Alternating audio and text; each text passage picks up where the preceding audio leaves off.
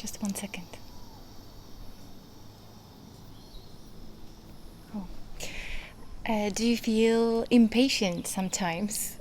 Let's talk about impatience and how to be more patient.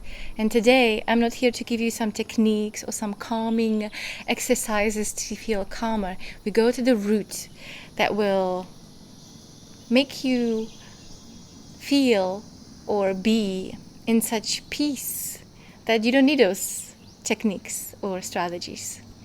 And for that, I would like to ask Speedy. Oh, yeah. I am here. I am right here. What do you need, Liv? What do you need? Well, today we're going to talk about impatience and how to be more patient. And I'm going to give you 3 tips or 3 steps to achieve the perfect patience, which is really nothing to achieve. It's your true state. It's your true nature. When we take something, when we remove a little bit of something,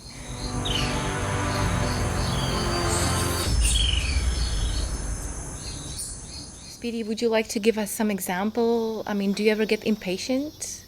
Of course, I am always impatient. I am so often impatient, and it feels very stressful. Often waiting for people to finish, and I have my own life. I have my purpose, and I have things to do. And people are just taking their time, pura vida, being in the flow. It's stressful, and I would like to be more patient. Yeah. What is a specific example of you being impatient recently? So, for example, the other day I went to the market and I was driving in my car, and there were some people who wanted to go with me to the market. I'm a nice person. I'm a good one. So I took them for a ride, and we went to the market. But after that, I had an important interview. I had to be back on time. And so when we finished at the market, I was looking for them everywhere. I was looking, and I was getting so impatient because they were taking their time. And I felt like if I don't bring them back, I will be seen as a terrible person in the community who leaves people behind and who doesn't care. So it made me so stressed. I was stressing and being very impatient. That's what happened. Amazing example. Thank you so much. I hope that you can also relate with this or with a similar example when you just feel that impatience, especially around people, because you kind of feel like you have to wait for them. And so what are those 3 steps? What are those 3 steps that you can do, which is not really a doing, it's really just noticing. And that noticing comes from first noticing that when we feel impatient, there is something going on. There is a story going on, and it's not about calming down. It's about going more to the root. We don't gonna go into specific examples today, but what usually happens is that we live in the world of expectations and assumptions. And because we live in this world, then it's really hard to see what is real, what is reality, because that world of expectations and assumptions completely covers up everything. So the first step is just to really notice that in that example with Speedy, he actually didn't create any agreements with people. There was nothing real. It was just all based on expectations, this whole thing. So is it true you didn't agree on anything?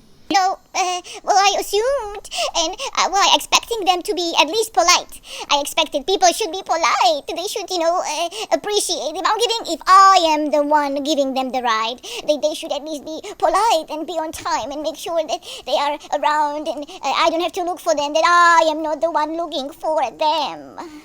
Right. So see, there's a whole world of expectations that we have about people, how they should be, how they shouldn't be, and there's no agreements. So the first step is to notice and to really be clear about the outcome that we want. If it's someone being there at a certain time or finishing something or anything that it is, it's just becoming very clear what it is that you really want. The second is creating an agreement with someone. So an agreement is something that it's actually done. You need to ask them if they agree on it, and they need to give you an actual answer that comes out from their mouth into reality, even better when it's written down. And they also need to feel safe. They feel that they are only saying yes to you to please you, because they're afraid if they say no, they will not get your appreciation or your love or your approval. Then they will say yes, and then they will not.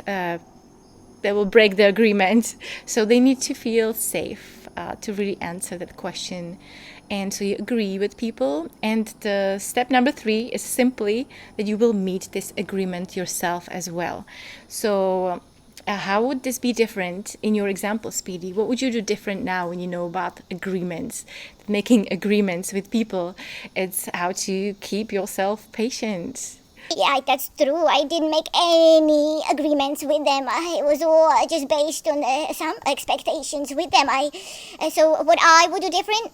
Well, I would definitely make these agreements now with them even before they get into my car. Before they are in my car. They would already have to agree that I would tell them we'll be leaving market at 3 o'clock. The car is leaving, and they either be there or they are not there. And maybe I would say I would wait 5 minutes the most. And so I would tell them this, and then the third step, I would actually be there. I would come and be there on time myself. That's what I would do. Excellent. You are so good. And so tell me, if you really did this, how would that feel to you? Would you feel more patient or less patient? Can you imagine in this scenario of making agreements with people, how would that feel?